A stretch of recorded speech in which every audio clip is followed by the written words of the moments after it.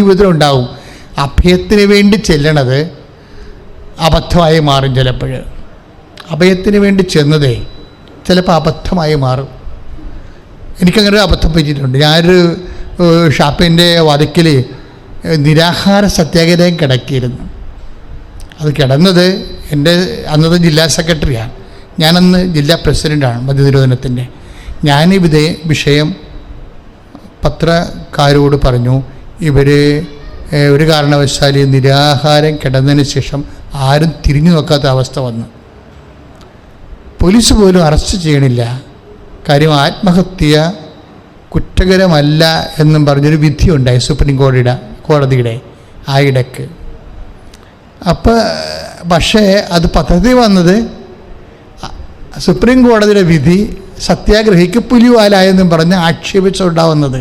അപ്പോൾ നോക്കിയേ, നമ്മളതൊരു ജനശ്രദ്ധയെപ്പെടുത്തിയിട്ട് ഇതിനൊരു തീരുമാനം ഉണ്ടാകാൻ വേണ്ടി, സാമൂഹ്യമായ വിപത്തിനെതിരെ ഒരു തീരുമാനം ഉണ്ടാകാൻ വേണ്ടിയുള്ളൊരു ക്ഷാമ സമരമാണ്. പക്ഷേ അഭയം പറഞ്ഞപ്പോൾ അബദ്ധമായിപ്പോയി. ഇങ്ങനെ ജീവിതത്തിൽ ചില സമയത്ത് അബദ്ധങ്ങൾ വരും. നമ്മൾ അഭയം പ്രാപിക്കുന്ന വ്യക്തി നമ്മൾ പറയുന്ന കാര്യം ചിലപ്പോൾ പോലീസിന് ചോർത്തി കൊടുക്കും, അല്ലെങ്കിൽ വേറെ ആർക്കെങ്കിലും ചോർത്തി കൊടുക്കും. സംഗതി ആകപ്പാടെ കുഴപ്പമാകും. ജീവിതത്തിൻ്റെ പ്രത്യേകമായൊരു സാഹചര്യമാണത്. ചിലപ്പോൾ നിങ്ങൾക്കും ഉണ്ടാകും. ജീവിതത്തിൽ നമ്മളൊരു കാര്യം ഒരാളോട് പറഞ്ഞു, പരമരഹസ്യമായിരിക്കും. ഇപ്പോഴേ ഈ ഭീഷണിപ്പെടുത്തുന്നത് ചിലർ ആയുധം കൊണ്ട് ഭീഷണിപ്പെടുത്തും, ചില ആൾക്കാർ ഏഷണി കൊണ്ട് ഭീഷണിപ്പെടുത്തും. അപ്പോൾ എന്നൊരു വെളിപ്പെടുത്തും എന്നൊക്കെ പറയും. എത്രയോ വെളിപ്പെടുത്തലൊരു കാലത്ത് നമ്മൾ കേട്ടാണ് ഒരു സ്ത്രീ പറഞ്ഞുകൊണ്ട് നടന്നത്. അപ്പോൾ ഈ കാലങ്ങൾ, ഇങ്ങനെയുള്ള കാലങ്ങളിലൂടെയെല്ലാം മനുഷ്യൻ കടന്നു പോകും. നമ്മുടെ ജീവിതത്തിലും വരും ഇത്. ഇതുപോലെ ഒരു സംഭവമാണ് സാവൂള് ദാവീദിനെ കൊല്ലാൻ വേണ്ടി ഓടിച്ചിടുന്നത്.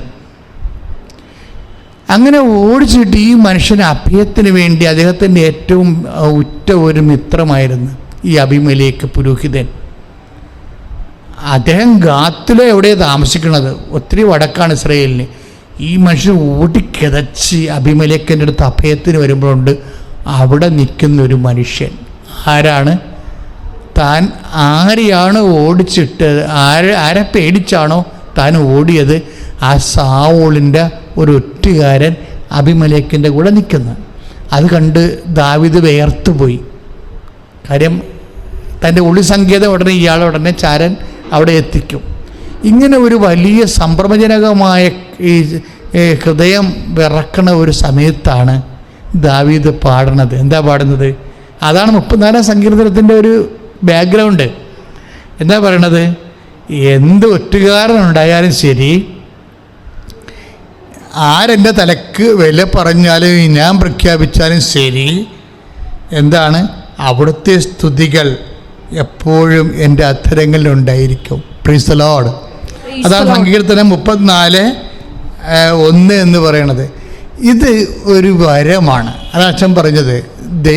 ഇപ്പം നിങ്ങൾക്ക് കടമാണ് ഇപ്പോഴത്തെ അവസ്ഥ എന്ന് വിചാരിച്ചോ, അല്ലെങ്കിൽ നിങ്ങൾക്ക് രോഗമാണ്, അല്ലെങ്കിൽ അച്ഛൻ ഇടയ്ക്ക് പറയാറുള്ള ക്യാൻസർ 4ാം സ്റ്റേജിലാണെന്ന് വിചാരിച്ചോ.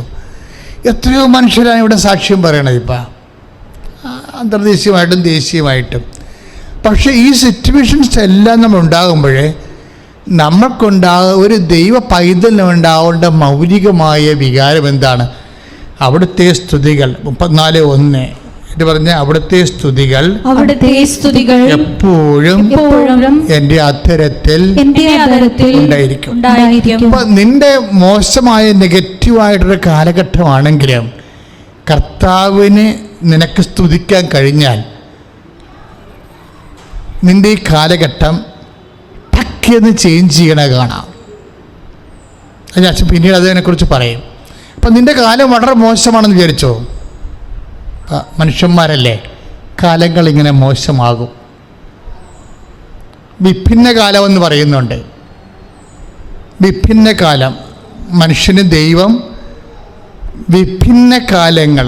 അതെനിക്ക് തോന്നുന്നത് ഈ നടപടി പുസ്തകത്തിൻ്റെ 17:26 26-27 നടപടി പുസ്തകത്തിൻ്റെ 17:27 ദൈവം മനുഷ്യന് വിഭിന്ന കാലങ്ങൾ, അതാണ് ഈ 17:27 ദൈവം മനുഷ്യന് വിഭിന്ന കാലങ്ങൾ. ഇപ്പം നിങ്ങളുടെ കാലം ഇപ്പം മോശമാണെന്ന് വിചാരിച്ചോ, അതല്ല നിങ്ങൾ ഉടമ്പടി എടുക്കാൻ വന്നത്. വിഭിന്ന കാലമാണ്, ഇതൊരു മോശം കാലമാണ്. ചില സമയത്ത് ആൾക്കാർ സന്തോഷത്തിൻ്റെ കാലം ഉണ്ടാവും, സാക്ഷ്യം പറയാൻ വരുന്ന കാലം. അടിച്ച് പൊളിച്ച് അതിസന്തോഷത്തോടെയാണ് ആൾക്കാർ സാക്ഷ്യം പറയുന്നത്. അപ്പം അത് സന്തോഷത്തിൻ്റെ കാലമാണ്. പക്ഷേ വിഭിന്ന കാലത്തിൽ മനുഷ്യന് എന്നും കൊന്നും ഇതുപോലെ സന്തോഷം ഉണ്ടാകത്തില്ല. എന്താ കാര്യം? മനുഷ്യൻ്റെ പരമമായ സന്തോഷം ദൈവമാണ്. അതുകൊണ്ട് സങ്കീർത്തകൻ പറയണമെന്ന് വെച്ചാൽ ഈ വിഭിന്ന കാലം വരാൻ കാരണം അതാണ്. എന്താണ്? സ്വന്തം അനുഭവത്തിലൂടെ. ഏറ്റു പറഞ്ഞേ, സ്വന്തം അനുഭവത്തിലൂടെ അവിടുത്തെ കണ്ടെടുത്തുന്നതിന് വേണ്ടിയാണ്. ഇപ്പൊ ഇവിടുത്തെ വിഷയം വിഭിന്ന കാലങ്ങൾ മനുഷ്യന് നൽകുന്നത് സ്വന്തം അനുഭവത്തിലൂടെ മനുഷ്യൻ ദൈവത്തെ കണ്ടെത്തുന്നതിന് വേണ്ടിയാണ്. ശ്രുതികട്ടെ, അവർക്ക് വിഭിന്ന കാലങ്ങളും വാസഭൂമികളും തിരിച്ചു കൊടുത്തു. ഇപ്പം ദാവീദിൻ്റെ കാലം വിഭിന്ന കാലം, മോശം കാലമാണ്. എന്താ കാലം?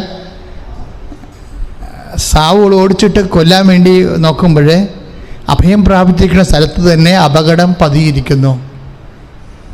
അപ്പം ഈ ദാവീദാണ് ഈ അപകടത്തെ കണ്ടുകൊണ്ട്, ആ വ്യക്തി, ആ ഒറ്റുകാരനെ കണ്ടുകൊണ്ട് അവൻ നിരാശപ്പെടുകയോ സങ്കടപ്പെടുകയോ പേടിക്കുകയല്ല.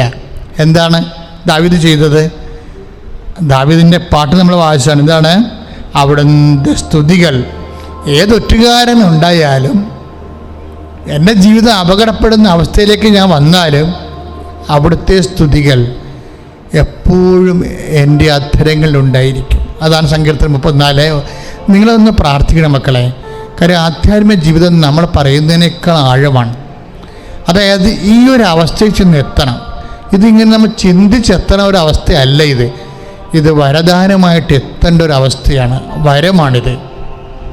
കാര്യം ഇങ്ങനെയുള്ള സമയത്ത് പോലും ശ്രുതിക്കട്ടെ, യേശുവിശ്വാസമല്ലി പരിശുദ്ധ പരമ ദിവ്യകാരുണ്യത്തിന് ആരാധനയും സ്തുതിയും പുകഴ്ചയും ഉണ്ടായിരിക്കട്ടെ. യോഹന്നാൻ്റെ സുവിശേഷം 6-ാം അധ്യായത്തിൻ്റെ 65-ാമത്തെ ഒരു വാക്യമുണ്ട്. എന്താണ്? അവൻ പറഞ്ഞു, ഇത് കൊണ്ടാണ് പിതാവിൽ നിന്ന് വരം ലഭിച്ചാലല്ലാതെ എൻ്റെ അടുക്കിലേക്ക് വരാൻ ആർക്കും സാധിക്കുകയില്ലെന്ന് ഞാൻ നിങ്ങളോട് പറഞ്ഞത്. യോഹന്നാൻ 6:65. എന്താണ്? അവൻ പറഞ്ഞു, ഇത് കൊണ്ടാണ്, ഏറ്റു പറഞ്ഞേ, ഇതുകൊണ്ടാണ് പിതാവിൽ നിന്ന് വരം ലഭിച്ചാലല്ലാതെ ആർക്കും എൻ്റെ അടുക്കിലേക്ക് വരാൻ സാധിക്കില്ലെന്ന് ഞാൻ നിങ്ങളോട് പറഞ്ഞു. അപ്പൊ ഈ കഷ്ടകാലത്ത് കർത്താവിൻ്റെ അടുത്ത് സ്തുതികളോടെ ഇരിക്കുന്നത് ഒരു വരമാണ്. ഈ വരം നിങ്ങൾ ദൈവത്തോട് ചോദിച്ച് വാങ്ങിക്കണം. പ്രാർത്ഥിക്കുക, കർത്താവേ, ഏത് കാലത്തും പ്രതികൂല കാലങ്ങളിലും അങ്ങയുടെ നാമത്തെ സ്തുതിക്കാനുള്ള വരം നൽകി എന്നെ, എൻ്റെ കുടുംബത്തെ അഭിഷേകം ചെയ്യണം.